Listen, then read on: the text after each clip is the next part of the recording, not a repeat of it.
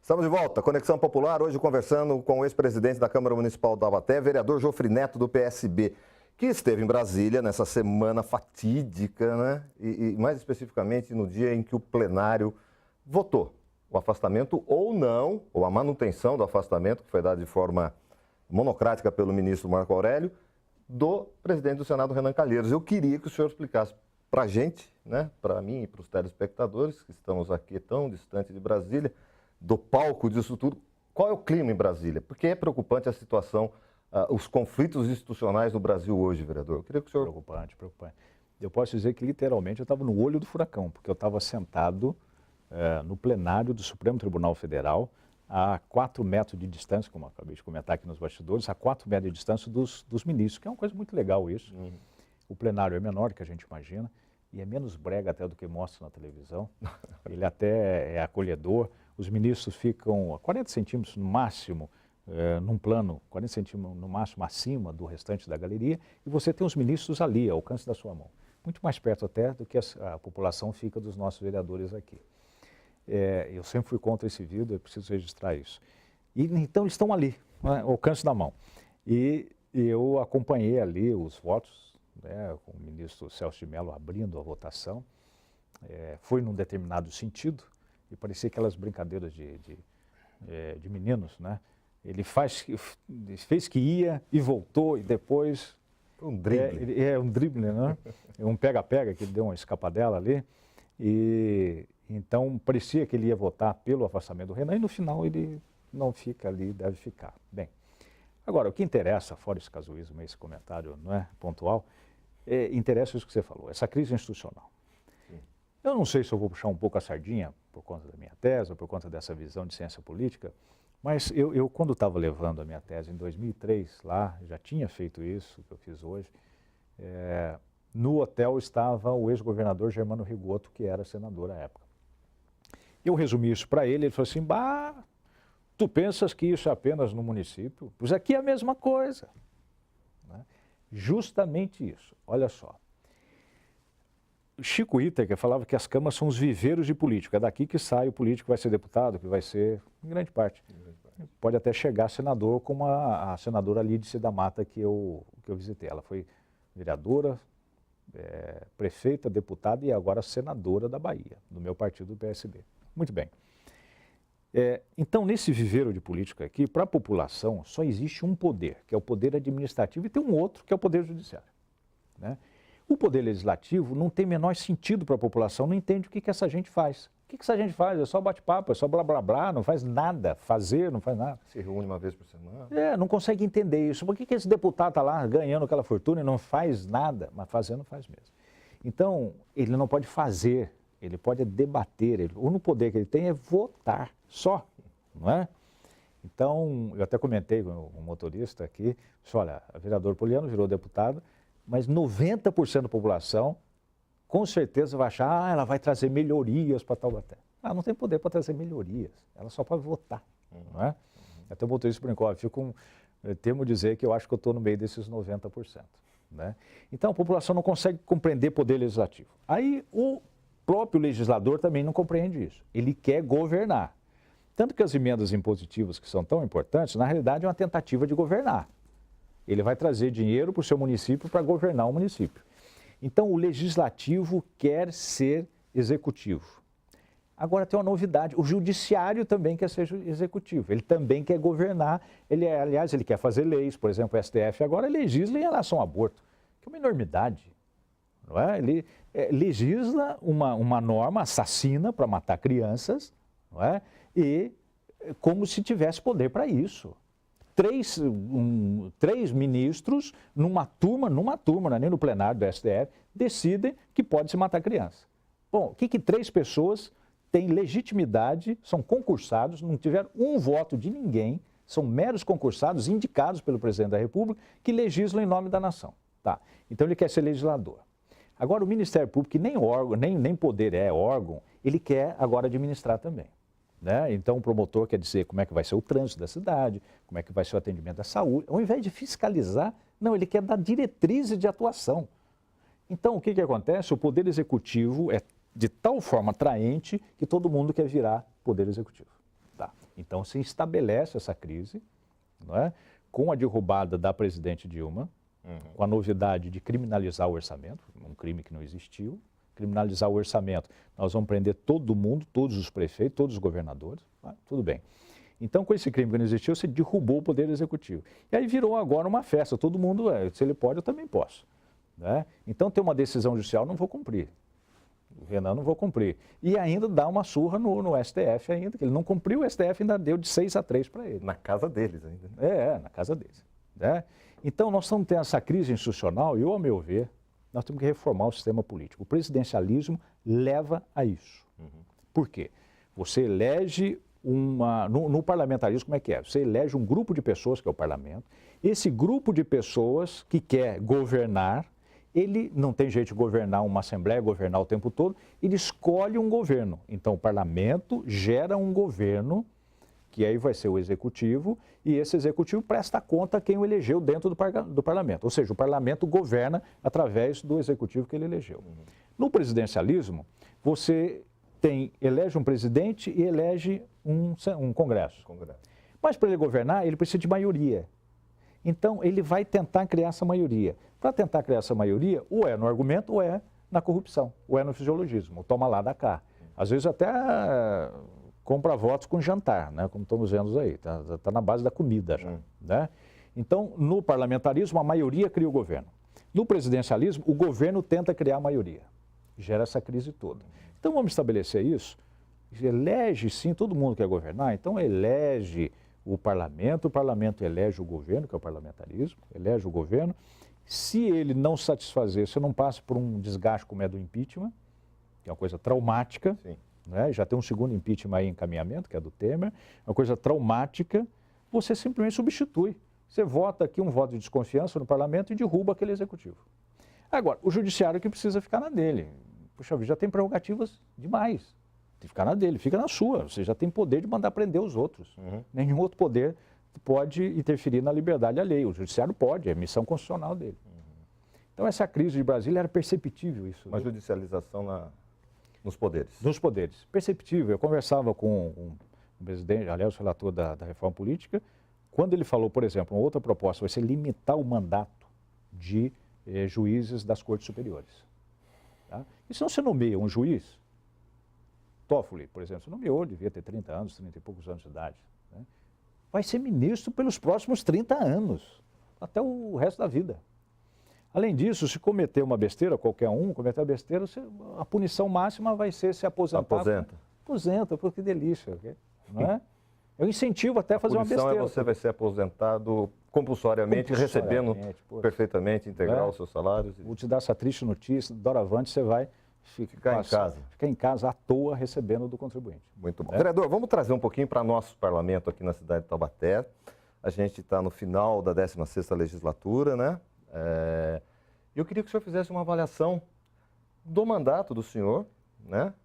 E também dessa legislatura que está se encerrando agora no final de dezembro. Perfeito. Luiz Guimarães tinha uma frase dura, dizendo, você está reclamando dessa legislatura? Espero para ver a próxima. Muito bem. E aí não vai aqui uma crítica, nem de forma sarcástica, não. Você está reclamando porque está achando que essa legislatura não cumpriu o que você queria, a próxima também não vai cumprir, por causa desta deformação do governo municipal. Tá, essa é a minha avaliação que vai acontecer. Segundo, as câmaras, inexoravelmente, para mim, elas vão tentar cada vez mais virar prefeituras. Bom, se elas tentam virar prefeitura sem conseguir chegar, não vai conseguir, mas ela vai tentar fazer isso, ou seja, você vai eleger pessoas que fazem ou dão a impressão que fazem. Se você observar o perfil dos eleitos, você vai notar que são pessoas que têm atuação direta ali com a comunidade e tal, fazem. Não são legisladores, não são fiscalizadores, não se notabilizaram por isso, mas são pessoas que fazem. Meio que seja fazer um bingo, seja fazer uma arrecadação de brinquedos, seja fazer uma arrecadação de cesta básica, seja fazer uma rifa para comprar uma cadeira de rodas, são pessoas que fazem. Esse fazer, eu digo se aproximar de prefeitura, é o que a população entende que é uma pessoa que presta, ou é um político que vale a pena você votar. Os políticos com perfil mais ideológico, ou seja, que tentam fazer legislação e fiscalizar, aos olhos da população são figuras dispensáveis. Por mais que você tenha trabalhado e tal, são figuras dispensáveis.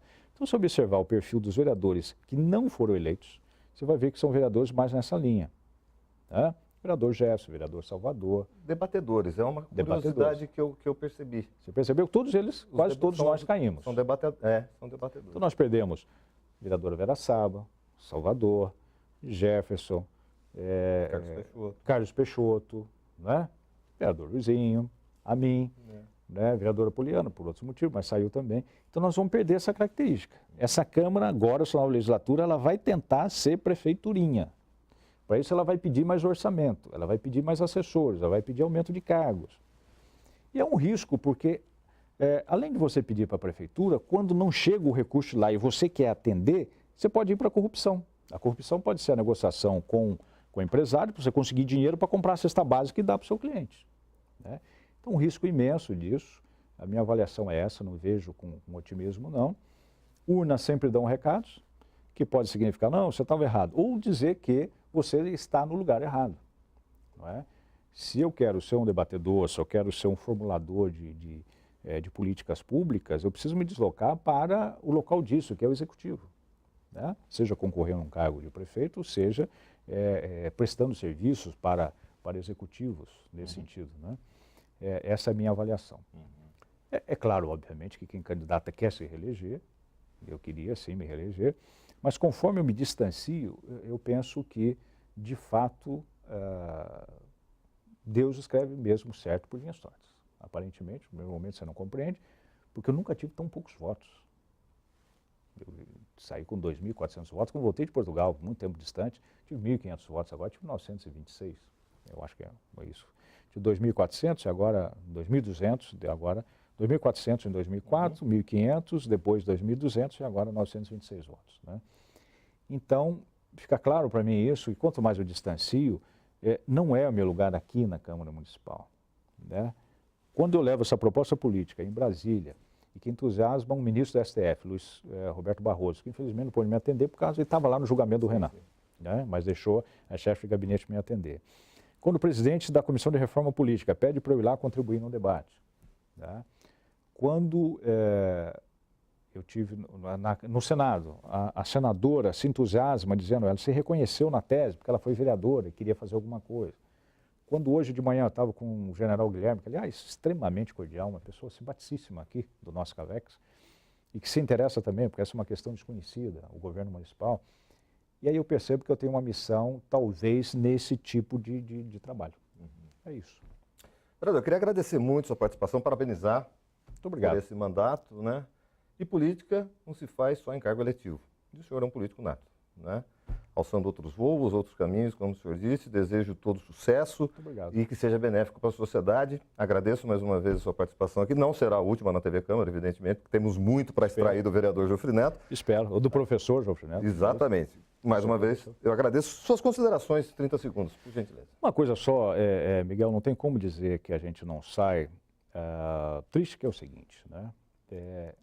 Eu pautei a minha vida inteira e pauto pelos valores que eu recebi dos meus pais, da minha religião, da minha formação moral, filosófica, religiosa, familiar, não é? Pautado na correção. Quem me conhece, sabe da minha vida, do meu patrimônio e tal, sabe a minha correção pessoal, a minha trajetória de vida. Sempre enfrentei desvios administrativos em São José dos Campos, quando eu fui diretor de obras lá, aqui em Taubaté, combatendo, por exemplo, a empresa concessionária, sofrendo risco de vida, inclusive. É extremamente doloroso você sair com um processo judicial, uma condenação por improbidade administrativa, né, por uma acusação falsa, que foi feita pelo promotor Sampaio. Deus há de iluminá-lo, não tenho raiva, o perdoo, digo isso aqui em público, mas ele mentiu a meu respeito, disse que aquele processo, que aquele serviço que eu prestei na Câmara de Taubaté, em 2009, foi fraudado por mim e pelo vereador Carlos Peixoto, teria sido fraudado, para eu pagar a cirurgia de um familiar meu. Ora, isso é mentira. Esse familiar meu, essa familiar minha, ela teve, na realidade, minha ex-esposa, ela teve um diagnóstico de uma doença 1 ano depois do contrato.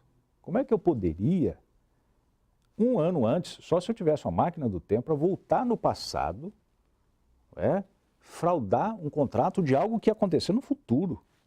Isso é mentira. É mentira. Isso eu nunca vou poder admitir. Vou recorrer a todas as instâncias. Eu fiquei pasmo, porque as provas estavam ali, evidentes. O contrato foi em 2009. A cirurgia dessa familiar foi em 2010, 1 ano depois. O diagnóstico foi em 2010, 1 ano depois. Como é que é possível dizer que eu fraudei um contrato para usar o dinheiro para fazer uma cirurgia que eu não sabia que existia, nem ela sabia que existia, ninguém sabia que existia. Então, hoje, a política, infelizmente, com esse tipo de abordagem, com a falta de responsabilização de quem acusa, porque ao final o promotor vai dizer, não me enganei, ou vai dizer, não me enganei, e não tem consequência nenhuma. E destrói a vida das pessoas, destrói a família da gente, destrói a reputação que você constrói a vida inteira. Não sou mais criança. Não é? Então, isso tem que ser muito pensado, tem que ser muito dito. Eu faço um apelo a esse promotor, não quero ir pessoalmente, para não ser tomado pela emoção, vá lá e ouça pessoalmente, vá lá no processo e diz, olha, ainda que já tenha sido julgado, eu quero recorrer ao Tribunal de Justiça para dizer que eu me enganei, que foi engano, tive boa intenção que seja, mas me enganei, porque é mentira isso, não é? Então hoje a administração pública é um risco. Eu vejo uma injustiça em relação ao vereador Luizinho, por exemplo, sai daqui com condenação judicial pesada, não é? Então hoje você está na administração pública, você ter um mandato é um risco para você. Né? Eu, de fato, vou tentar guardar uma distância de atividades políticas, justamente por causa disso. Quero repensar, aprofundar meus estudos como pesquisador, cientista político. E como você disse, eu sou político com ou sem mandato. Não é? Dediquei minha vida a isso, vou continuar dedicando. Obrigado, vereador. Eu que agradeço. Muito bom. Agradecemos ao vereador Geoffrey Neto e agradecemos a você que sempre nos acompanha aqui no canal 4 da NET. TV Câmara Taubaté, a primeira TV legislativa do Vale. Até a próxima.